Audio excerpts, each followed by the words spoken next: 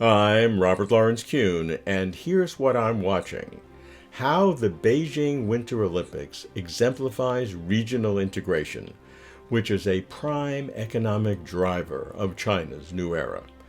The Winter Olympics shines a snow-tinged light on the regional integration of Beijing, Tianjin, and Hebei Province, called in Chinese Jing-Jin-Ji, highlighting the rapid development of infrastructure, sports culture, tourism, and leisure industries. For example, the fastest running time between Beijing and Zhangjiakou, two of the Olympic host sites, was reduced from 3 hours and 7 minutes to 47 minutes, which will benefit local residents long after the Olympics ends. The Green Olympics exemplifies the sustainable development of the region, with the energy consumption per unit of GDP in Beijing, Tianjin, and Hebei dropping by over 25% in 2020 as compared with 2014.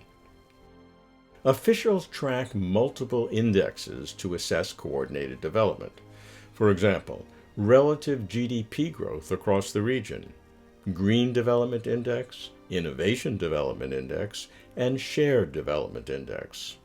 To take the Innovation Index, it reflects broadly the added value of high-tech industries and strategic emerging industries, and utilizes specifically metrics such as the output of new energy vehicles, industrial robots, and solar cells, and the number of patents per 10,000 permanent residents.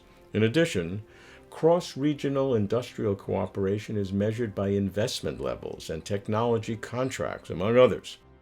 Regarding basic public services, the relative ratios of per capita education, social security, employment, and medical and health expenditures in Beijing, Tianjin, and Hebei has narrowed.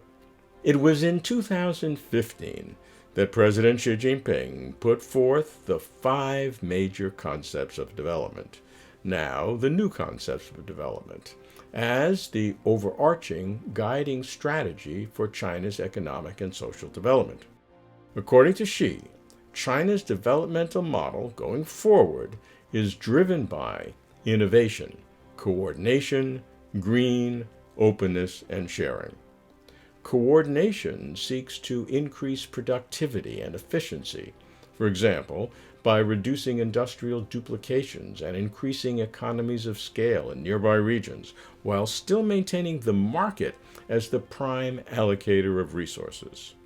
Originally, there were 3 large regions primed for integration: the Guangdong-Hong Kong-Macau Greater Bay Area in South China, the Yangtze River Economic Belt encompassing 9 provinces and 2 state-level municipalities led by Shanghai in central China, and, as we see in the Winter Olympics, the Beijing-Tianjin-Hebei Province Economic Triangle with the Chang'an New Area as a developmental hub in North China. Challenges abound. What happens after the Olympics? Can Chang'an attract businesses that are reluctant to relocate from Beijing? And how can China balance micro decisions of market players with macro guidance of government overseers? I'm keeping watch. I'm Robert Lawrence Kuhn.